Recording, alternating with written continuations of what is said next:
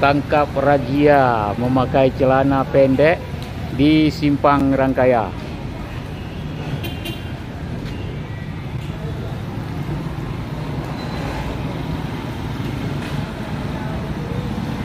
Inilah Aceh, baik laki-laki maupun perempuan yang memakai pakaian yang tidak sesuai dengan syariat Islam akan ditindak.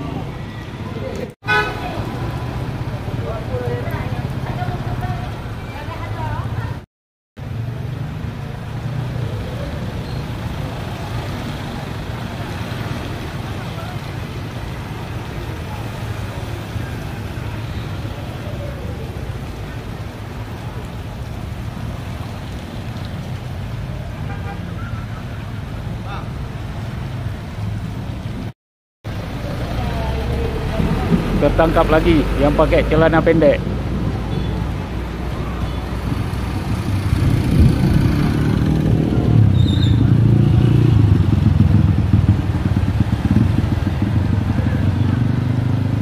Berapa lama ada tuh?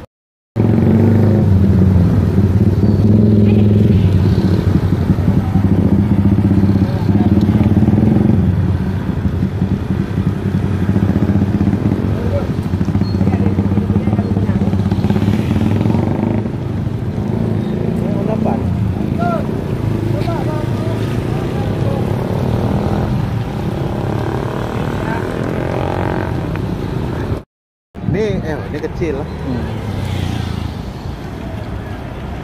Kau deh. Bedung Mukalung. Dari media Angkara News. Ada apa? Bedung Mukalung, Bro.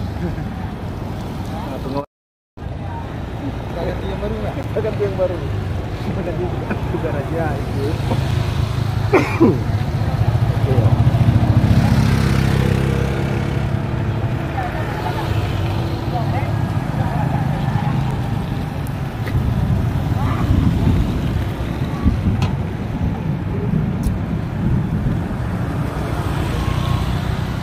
Empat kali waktunya hujan-hujan,